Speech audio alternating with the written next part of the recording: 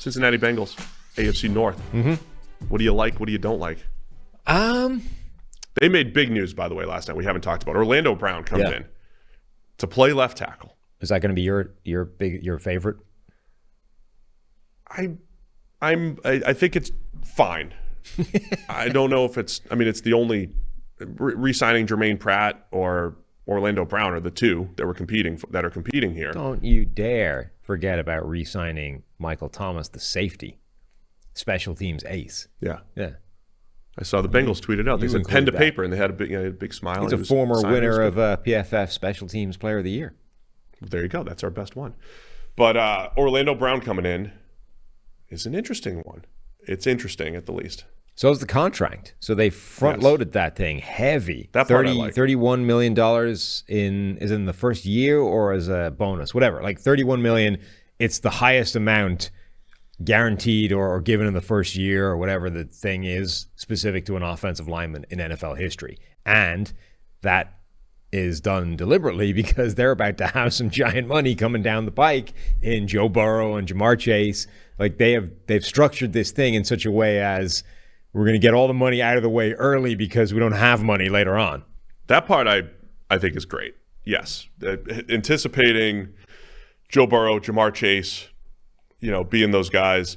I don't know if this signifies the end of T. Higgins in Cincinnati in the long term.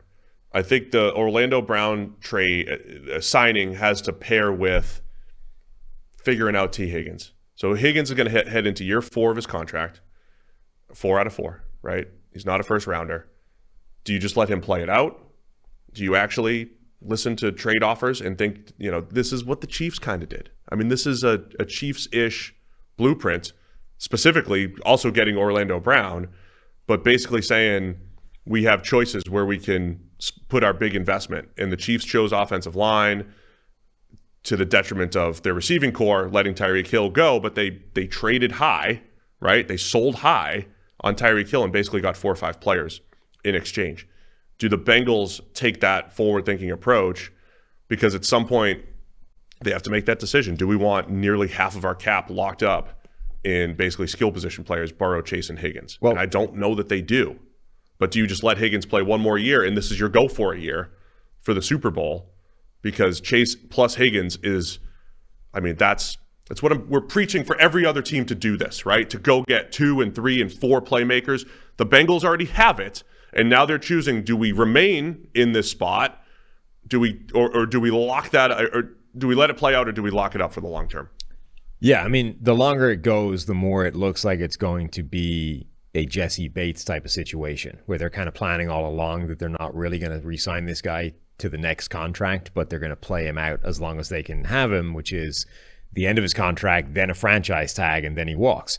Having said that, so I believe it's true when they say they have no intention of trading T. Higgins, but I think that's a different thing to saying we will not trade T. Higgins. And every team in the NFL that needs a wide receiver, particularly one that needs a number 1 wide receiver, should be phoning them up and finding out what the offer is that they will turn down.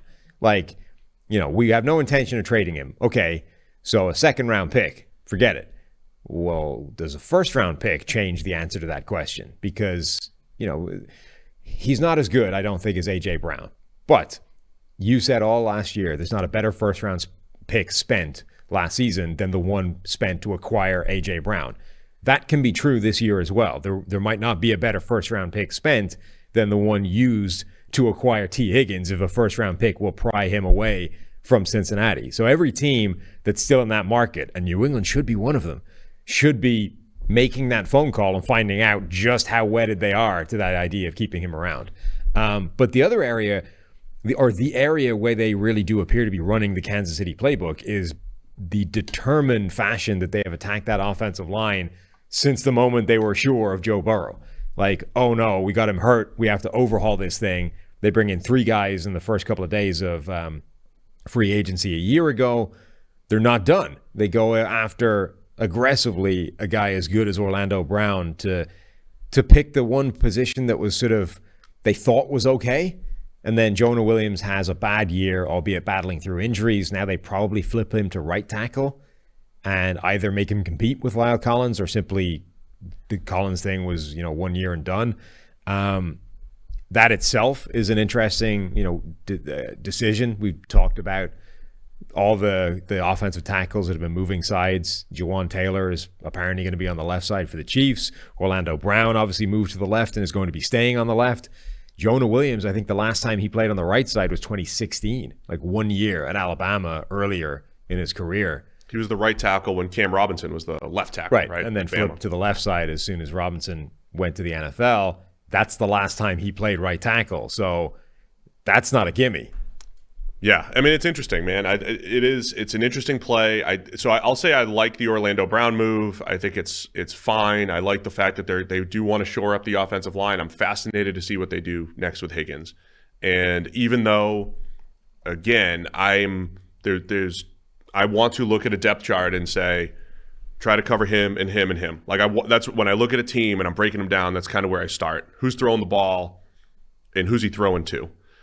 I'm also open to the idea, though, if one of those guys like Higgins is your 2 and he's valued as a 1 elsewhere, and you might be able to get multiple players for him, I'm open to that idea, right? Because you at least have Chase, and then you still have to draft well, right? Like for the Bengals to compete with the Chiefs, for the Chiefs to just be the top dog every year, for the Bills to compete, for all these teams that have their top 3 quarterback line locked up. They still have to draft well and create this world around them. So that still has to happen. So having a few more lottery tickets in the draft and all that stuff could easily be part of that strategy for the Bengals. Mm-hmm. So I'm okay with saying, hey, I like that. What about on the don't like? Is it they lose Jesse Bates, they lose Von Bell. A lot of Bengals fans wanted Von Bell back, didn't want to lose both safeties. Maybe that's on the don't like list here. Letting Von Bell walk would be on my don't like list. The Jesse Bates thing was always going to happen. Like, they very clearly almost announced that publicly by the way they were acting around Jesse Bates, that like, this is just not going to get done. He's not going to be a long-term guy. We're going to play out his contract. We're going to franchise tag him. And then that's the end of the Jesse Bates thing.